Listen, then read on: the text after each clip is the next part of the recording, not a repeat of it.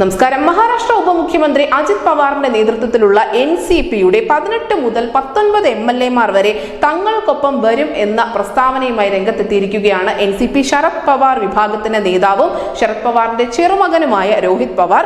നിയമസഭയുടെ വരാനിരിക്കുന്ന വർഷകാല സമ്മേളനത്തിന് ശേഷം ഈ MLA-മാർ പാർട്ടിയിലേക്ക് മടങ്ങിയെത്തും എന്നാണ് രോഹിത് പവാറിന്റെ അവകാശവാദം. 2023 ജൂലൈയിലെ സംഘടനാ പിളർപ്പിന് ശേഷം പാർട്ടി സ്ഥാപകൻ ശരത് പവാറിനും മറ്റ് മുതിർന്ന നേതാക്കൾക്കുമെതിരെ മോശമായി സംസാരിച്ചിട്ടില്ലാത്ത നിരവധി MLA-മാർ ഇപ്പോഴും അജിത് പവാറിനൊപ്പം ഉണ്ട് എന്നുകൂടി അദ്ദേഹം പറയുന്നു.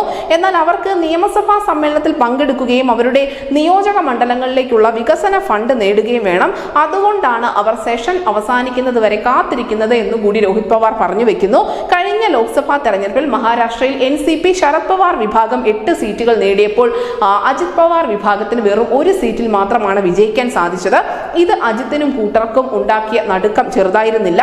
ലോക്സഭാ തെരഞ്ഞെടുപ്പിലെ മോശം പ്രകടനത്തിന് ശേഷം അജിത്തിനൊപ്പമുള്ള നേതാക്കൾ ശരത് പവാറിന്റെ കോട്ടയിലേക്ക് തിരികെ എത്താൻ മടങ്ങി പോകാൻ ഒരു ആഗ്രഹം പ്രകടിപ്പിച്ചു എന്നുള്ള റിപ്പോർട്ടുകളും ആ സമയത്ത് തന്നെ പുറത്തു വന്നിരുന്നു. 2019 തെരഞ്ഞെടുപ്പിൽ അവിഭക്ത NCP 54 നിയമസഭാ സീറ്റുകളാണ് നേടിയത്. 2023 ജൂലൈയിൽ പാർട്ടി പിളർന്നപ്പോൾ അജിത് പവാറിന്റെ നേതൃത്വത്തിലുള്ള വിഭാഗം 40ഓളം MLA-മാരുടെ പിന്തുണ അവകാശപ്പെട്ടിരുന്നു. നിയമസഭയുടെ വർഷകാല സമ്മേളനം ജൂൺ 27-ാം തീയതി ആരംഭിച്ച് ജൂലൈ 12-നാണ് അവസാനിക്കുന്നത്. ഒക്ടോബറിൽ നടക്കാനിരിക്കുന്ന നിയമസഭാ തെരഞ്ഞെടുപ്പിന് മുമ്പുള്ള അവസാന സമ്മേളനം കൂടിയാണിത്. മഹാരാഷ്ട്രയിൽ ശിവസേന, ഉദ്ധവ് താക്കറെ വിഭാഗത്തിനും അതിനോടൊപ്പം കോൺഗ്രസിനുമൊപ്പം സഖ്യത്തിലാണ് നിലവിൽ ശരത് പവാർ ഉള്ളത്.